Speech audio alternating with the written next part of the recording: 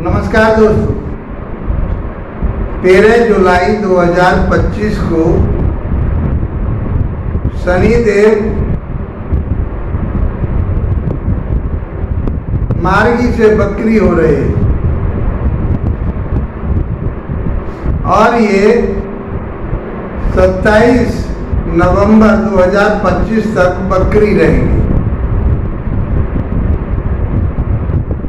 तो शनिदेव का बकरी होना, शनिदेव का वक्रावस्था में आना हमारे जीवन में क्या प्रभाव देगा,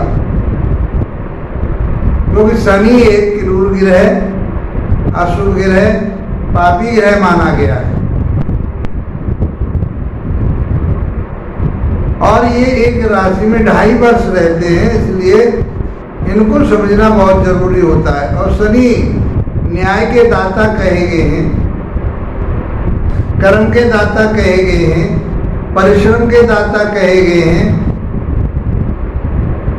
ये सब हम शनि देव से देखते हैं। मित्रों, आज जो हम चर्चा करेंगे वो मेष राशि वाले जातकों के लिए करेंगे कि शनि का ये वक्र अवस्था आपके लिए क्या प्रभाव देने वाली है, जीवन में क्या उथल पुथल होगी।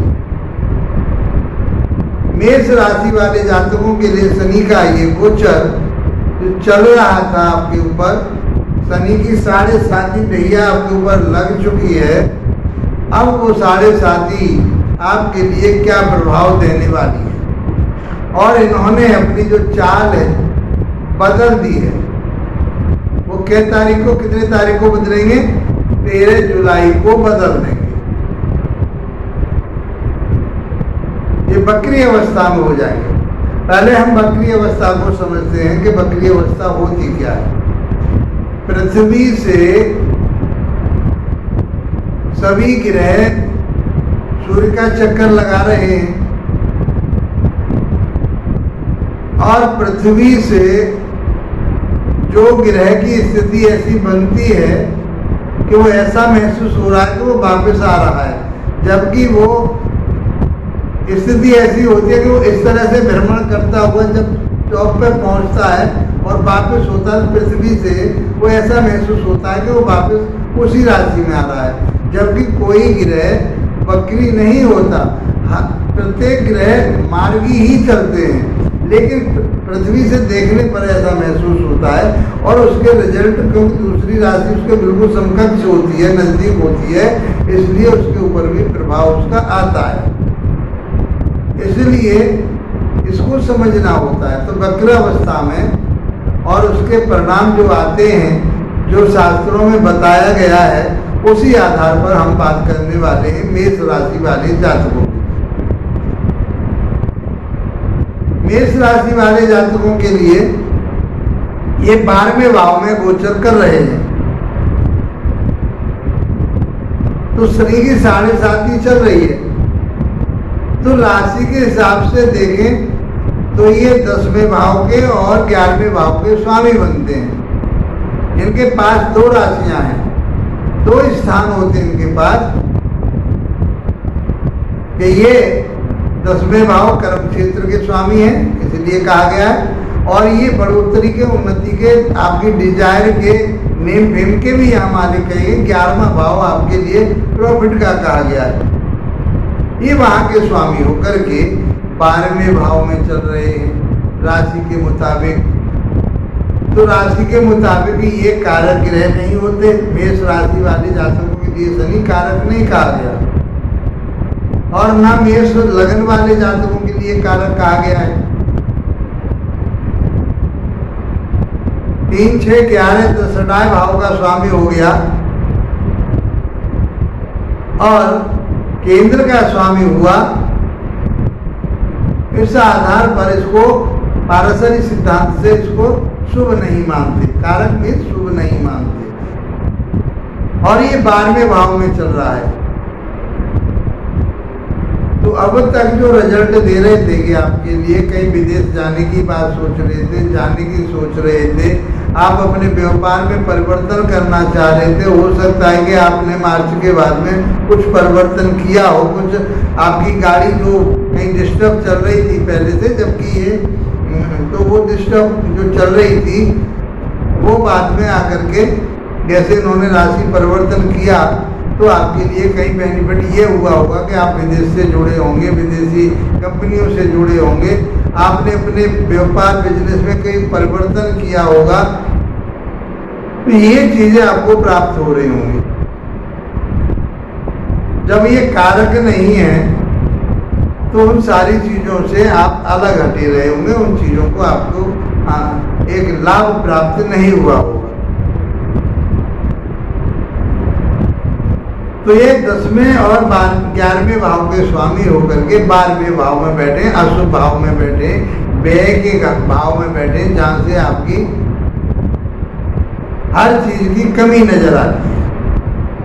तो ऐसा सिद्धांत कहा गया है कि जो ग्रह वक्र अवस्था में होता है वो विपरीत फल देता है और उसके जो ताकत है वो भी बढ़ जाती है। तो अब ये विपरीत फल जो आपके लिए नहीं दे पा रहे थे, फल नहीं प्राप्त हो रहे थे, तो वो सारी चीजें आपको मिलेंगी। आप नौकरी ढूंढना चाह रहे थे, व्यापार बिजनेस करना चाहते थे, चाहे वो लोहे से संबंधित हो, फर्नीचर से संबंधित हो, शनि से रिलेटेड जो भी आप काम कर रहे थे और उसमें लाभ प्राप्त नहीं हो रहा था, तो अब आपके लिए वो लाभ प्राप्त होगा।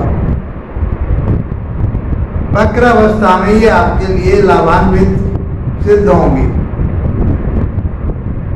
तो आप विदेश जाना चाह रहे थे तो विदेश जा पाएंगे।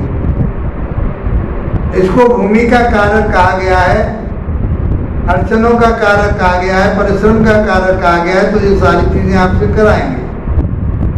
जमीन जायदाद की आप सोच रहे थे, जो आपके मन में इच्छाएं थी, 11वां भर इच्छाओं का होता है, तो वह पूरी होने वाली है। ये लगभग 140-42 दिन के लिए जो रेट्रोगेट होगा, नवंबर रहेगा, नवंबर 27 नवंबर तक ये रेट्रोगेट रहेंगे। तो इस पीरियड में आपके लिए अब बहुत कुछ मिलने वाला है। व्यापार बिजनेस आपका अच्छा चलेगा, आपकी डिजायर पूरी होंगी, जो मनोकामनाएं वो पूरी होंगी, जो इच्छाएं आपकी थी वो पूरी होंगी, ये शनिदेव पूरी कराएंगे। कोई आपके लिए रोग था, कोई परेशानी थी, वो अब समाप्ति की तरफ हो जाएगा, शांति मिलेगी उसमें। कोई कोर्ट कचहरी मुकदमा थाना दरबार चल रहा था तो वो अब आपका समझौता हो जाएगा, वो आपकी तरफ फेवर में आ जाएगा। क्योंकि 12वां घर जो होता है वो ईश्वरों का होता है, कोर्ट कचहरी थाना दरबार का होता है, हॉस्पिटल का होता है। कई बार आप हॉस्पिटल चले गए, बीमार हुए, दिक्कतें आई, अब उन सारी चीज़ों से आपको निजात मिलेगी। तो इस प्रकार से शनि का जो गोचर रहेगा बकरी ग्रह का, वो आपके लिए बहुत अच्छा रहने वाला है। ये समय लेकर के 13 जुलाई से लेकर के 27 नवंबर तक के समय में आपके लिए बहुत कुछ बेनिफिट होगा। आपका नेम फेम भी बढ़ेगा, आपका काम भी बढ़ेगा, आपकी उन्नति तरक्की भी होगी। मान सम्मान कहीं में आपका डूबा हुआ था, लोग आपको नहीं चाह रहे थे, वो लोग आपके साथ जुड़ जाएंगे।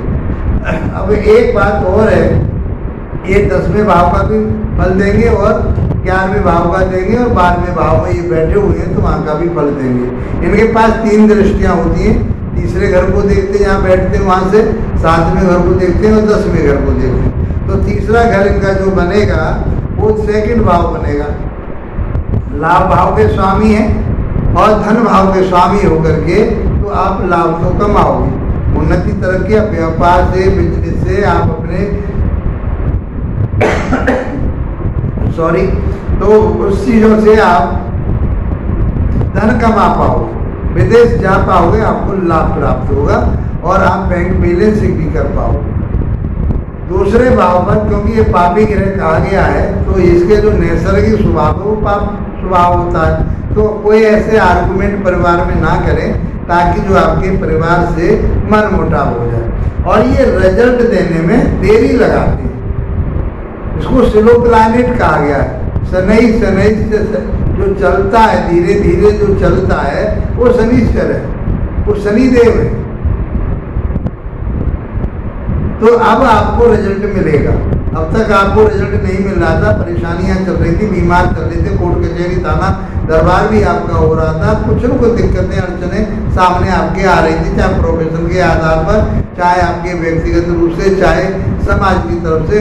वो सब चीज़ें इन महीनों में जुलाई से लेकर के नवंबर तक बिल्कुल शांत हो जाएंगे और आप एक रास्ते को पकड़ लोगे जिस रास्ते से आपकी उन्नति और तरक्की होगी।